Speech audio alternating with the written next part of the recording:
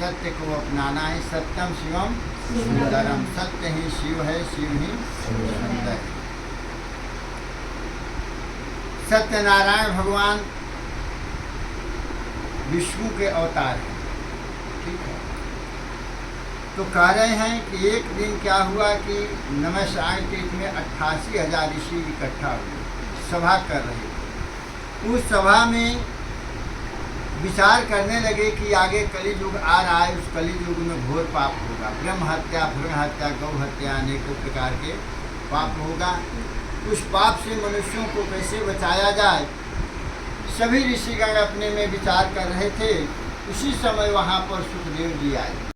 हो जाए इसलिए कि कली युग में अनेकों प्रकार के पाप होगा, उस पाप से सभी मनुष्यों को कैसे बचाया जाए। सुखदेव जी कह रहे हैं, एक समय की बात है, नारद जी घूमते घूमते मृत्यु लोक में आए और सुखदेव जी कथा सुना रहे हैं।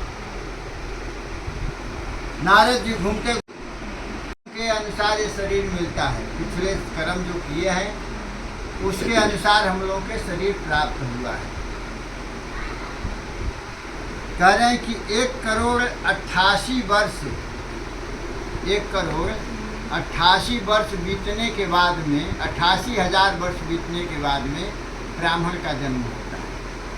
1,88,00,000 वर्ष बीतने के बाद में एक ब्राह्मण का जन्म होता है और 1,28,00,000 बीतने के बाद में क्षत्रिय के जन्म होता है। तो बड़े भाग्यमान स्तन पावा, बड़े भाग्य से तो हम लोग के शरीर मिला है। मनुष्य शरीर जो है ना, ये अंतिम शरीर मिलता है। 84 लाख योनि हम लोग भटक चुके हैं, उसके बाद में मनुष्य शरीर मिलता है। नारद जी घूमते घूमते मृत्यु लोक में आए। यहाँ आकर देखे कि जितने मनुष्य हैं अपने कर्मों के अनुसार दुखी हैं, सो नहीं रहे हैं, वो ध्यान में है, कथा सुन रहे हैं। आप सिर ऐसे करके सुनिए, सभी को लगा कि आप सो रहे हैं।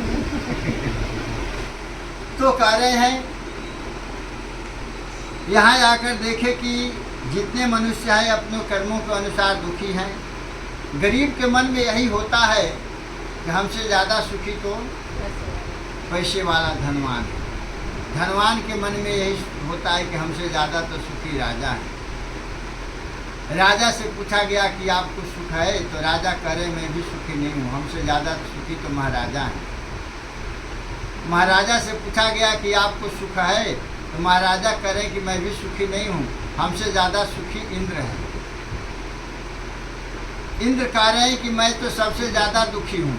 इसलिए इंद्र तो सभी देवताओं के राजा कहे गए हैं, लेकिन वो कह रहे हैं कि मैं सबसे ज़्यादा दुखी हूँ। इसलिए कि कोई तपस्वी तपस्या में लीन हो जाता है तो मैं डरने लगता हूँ कि मेरा इंद्रासन छीना जाए।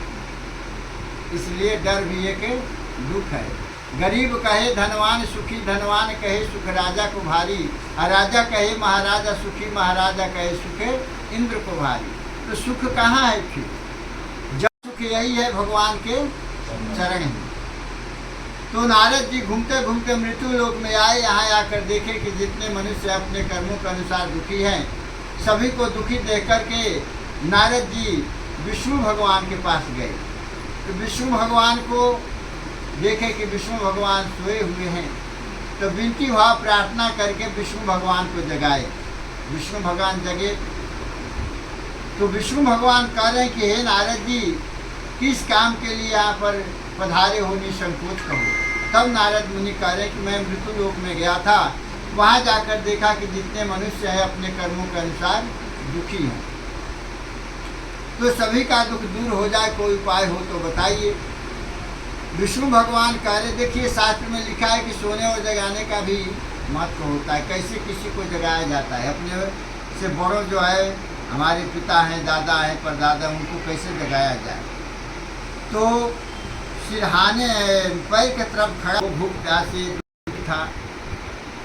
रोजाना गांव में जा करके भिक्षा मांग करके लाता था और अपने परिवार का पालन करता था। एक दिन सत्यनारायण प्रभु वृद्ध ब्राह्मण के भेष धारण करके उसके पास गए और जाकर कहने लगे, हे विप्र, आप कहाँ जाते हो? ब्राह्मण कह रहे हैं कि मैं बहुत गरीब हूँ, भिक्षा मांग कर लाता हूँ, अपने परिवार का पालन करता हूँ, कोई उपाय हो तो हे प्रभु बताइए कि मेरा गरीबी मिट जाए। वृद्ध ब्राह्मण जो थे वह कह रहे हैं कि आप श्री सत्यनारायण भगवान की पूजा करोगे तो आपका दुख दूर हो जाएगा, गरीबी मिट जाएगी।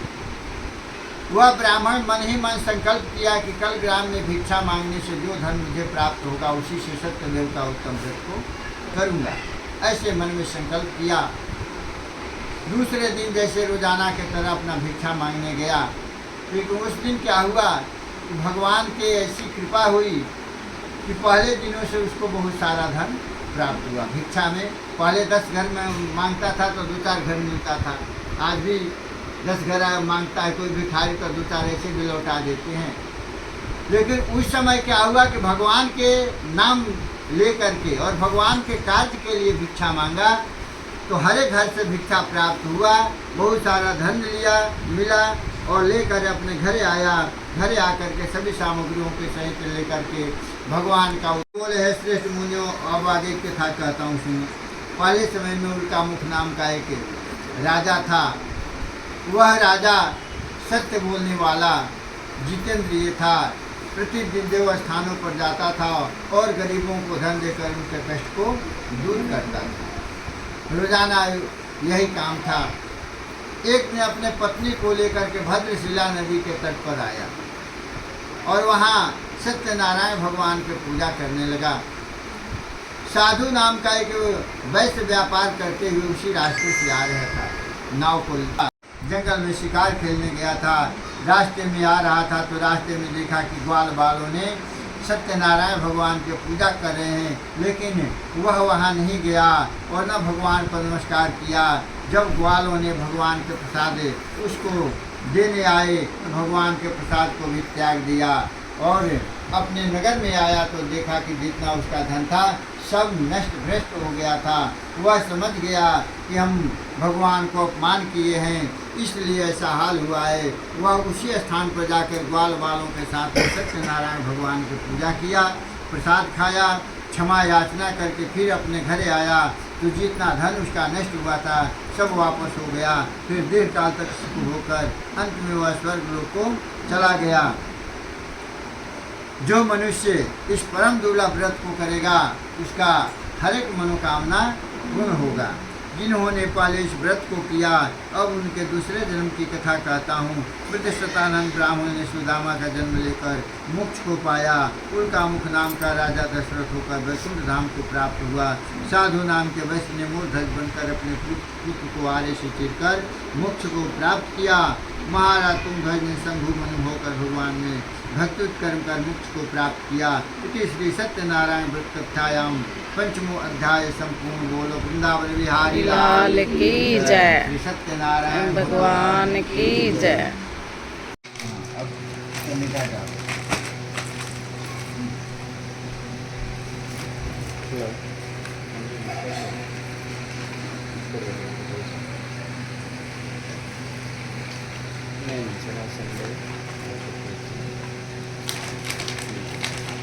बताइए क्या ऑर्डर है अपना?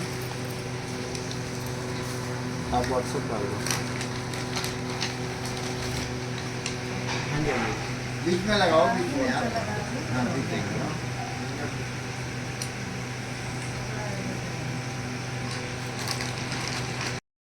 मन में क्या बोल रहा है? आवाज आना चाहिए ना, घड़ी तक जाना चाहिए बात है।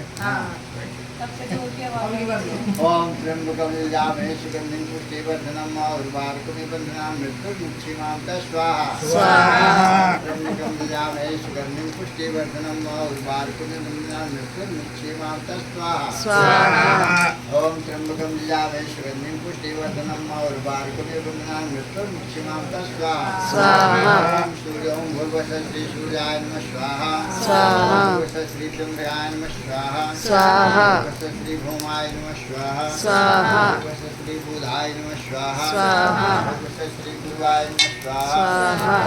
श्री स्वाहा अमृतस्त्रीकेतवे नमः स्वाहा त्र्यंबकं यजामहे सुगन्धिं पुष्टिवर्धनम् और्वारुकमिरुद्रान्मुक्षिमां च स्वाहा ओम वरुणदेवताभ्यो नमः स्वाहा ओम अग्रमण्डल देवताभ्यो नमः स्वाहा षोडशमातृका देवताभ्यो नमः स्वाहा सप्तमातृका देवताभ्यो नमः स्वाहा ओम लक्ष्मीमय नमः स्वाहा।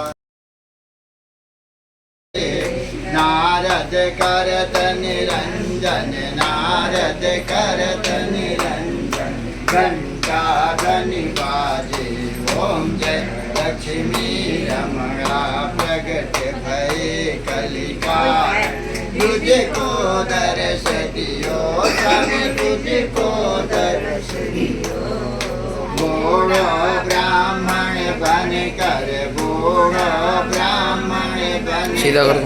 कंचन महल कियो ओम जय लक्ष्मी रमणा दुर्बल वीर कराल जिन पर कृपा करी स्वामी जिन पर कृपा करी चंद्र चोड़क राजा चंद्र चोड़क राजा तिनकी विपत्ति हरी ओम जय लक्ष्मी रमणा भावै समनोरथ पाय श्रद्धा तज दीनी स्वामी श्रद्धा तज दीनी सो फल भोग्यो प्रभु जी सो फल भोग्यो प्रभु जी फिर स्तुति कीनी ओम जय लक्ष्मी रमणा भाव भक्ति के कारण क्षण क्षण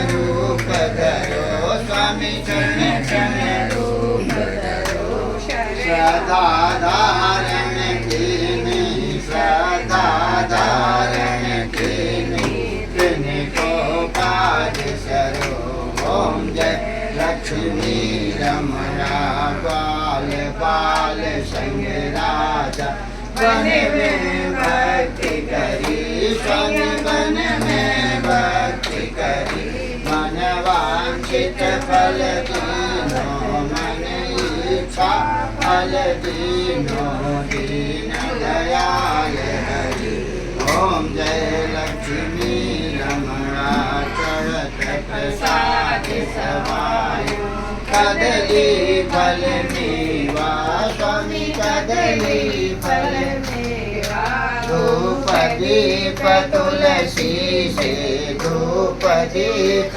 तुलसी से राजी सतदेवा ओम जय लक्ष्मी रमणा श्री सत्यनारायण स्वामी जी की आरती जो कोई नर गावे स्वामी प्रेम सहित गावे कहत शिवा